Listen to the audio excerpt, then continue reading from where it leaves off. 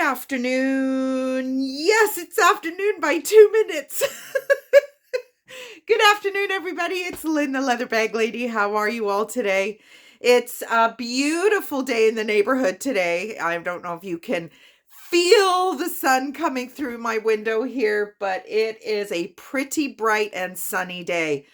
We're expecting some rain. We didn't really get the rain that we were hoping for to try and take some of this snow away, but it's a beautiful day. It's 5 degrees right now, so you better believe it's drip, drip, dripping in here. I'm so desperate to go to the falls, but I just don't know if I want to go and leave the house unattended because I never know. The leaks are pretty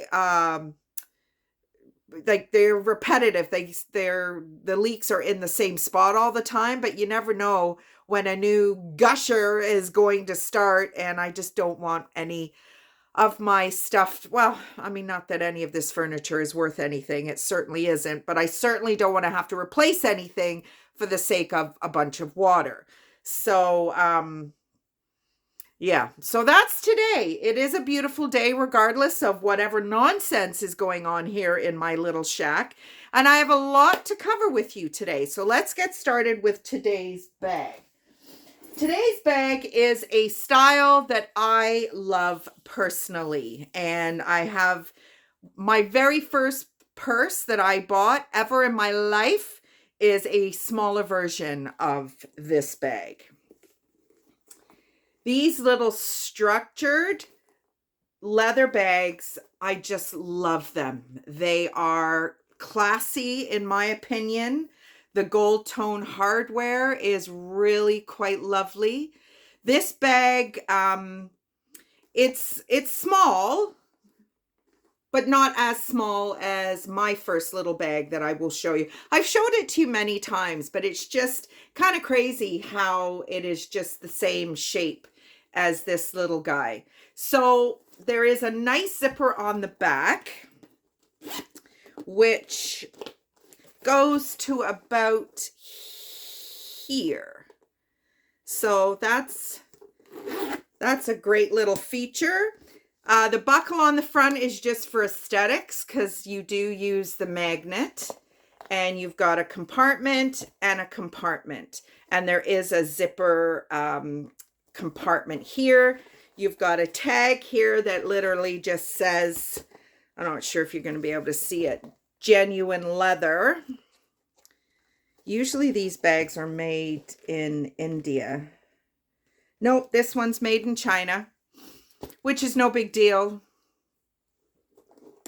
Coach is made in China. They're all made in China. So there are a couple of issues with this little guy. Now, not that there are issues that you can't live with, but again, I just need to make you aware. There is a little bit of color loss. It's cracking, but it's just cracking in the finish.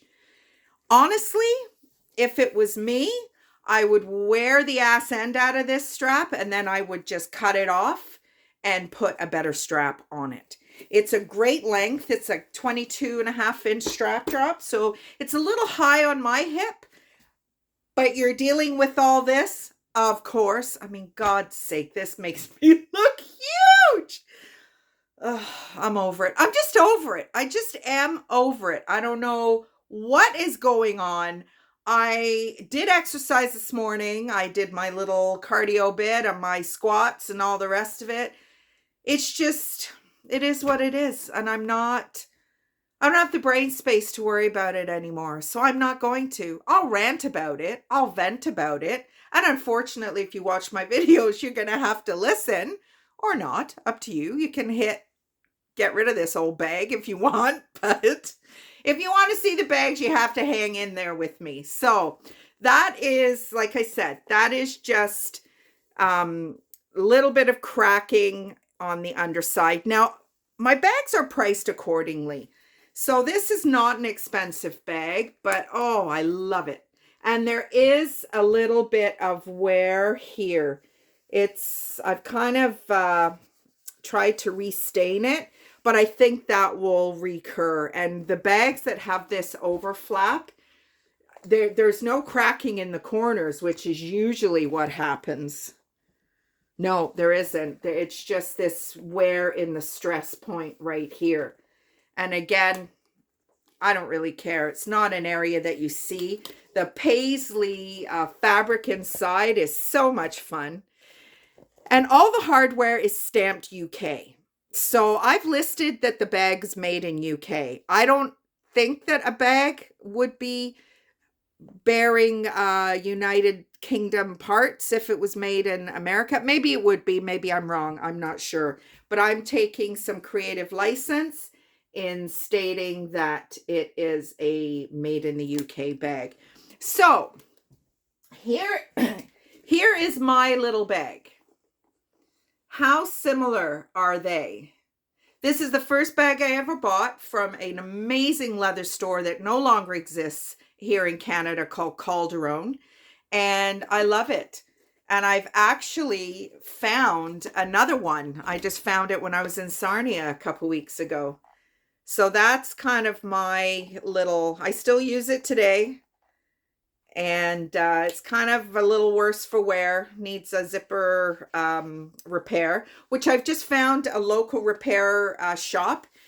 She wants to buy some leather scraps from me, and we're going to do a barter deal. I have a Roots bag that needs a new zipper, so I'm going to be delivering those probably very shortly and talk to her about my bag. So that's today's listing. It's listed already.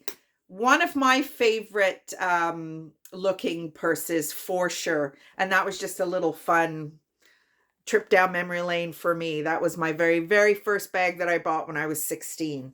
And so there you go. Oh, and down it goes. So I've had some communication with a new customer. Emily, your bags are ready to go. When I head out to take the leather to this crafter here in town, I will be also going to the post office to mail out your bags. Now, the first, they'll come in 2 packages. So the first one's ready to go, and then the second one is going to be on its way. But I thought I would show you a couple of the bags that you were interested in. For some reason, this one isn't coming up on video. This is the little tote style bag that you liked. It's cute. It's made in Canada, Mimo Sacks. So it's nothing too exciting in terms of like loud, you know, aesthetic or whatever. It's a simple, well-made daily driver, made in Canada. And yeah, it's a nice little kind of tote style shoulder bag. Nice little bag. Yeah, leather's a navy blue. Nice leather. So that was the first one. Now, I'm not sure what the one is with the shells on top. I think maybe that's what it is with the shells. And it has, this is another made in Canada, Z&K Leather Goods. It's got a nice thin strap. Or this one. I wasn't sure if it was this one, which is kind of cool. It's got a lot going on. There's some pattern, and then you've got this really cool little kind of diamante, and that's kind of the same type. High fashion handbags, Canadian brand again. Even though you live in Virginia, I think it is. Is it? I think it's Virginia. Or no. Where is it? You know what? I'll tell you right now. Maybe you don't want me to say anything, but where did my notes go? Yeah, it is Virginia. I'm pretty sure. Anyway, so that's the bags that you were kind of looking at. Now, I know you've moved on, but I just wanted to give you a visual. And then this was the little tote style bag that we couldn't find a video link for.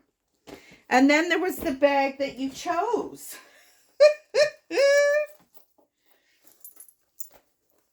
This is a pretty cool bag. And I'm sure if you're artistic, you could probably even do something even further with this craziness. But it's pretty cool, that's for sure. Nice, nice chain strap. If you had a longer strap, I would put that on it for sure, and it would give you a couple of different options. But there you go. So I'm going to be packaging this one up for you shortly.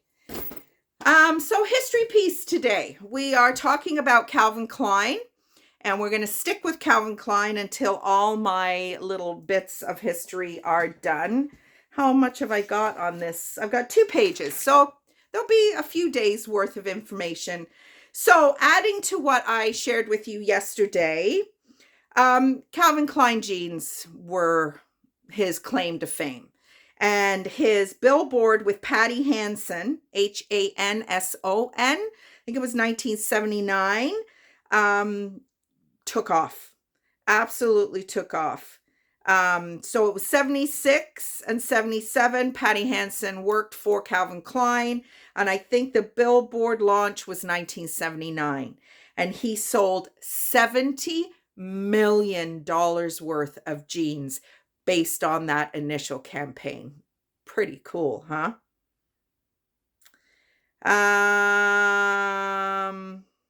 We'll leave it at that. That's our little history piece for today.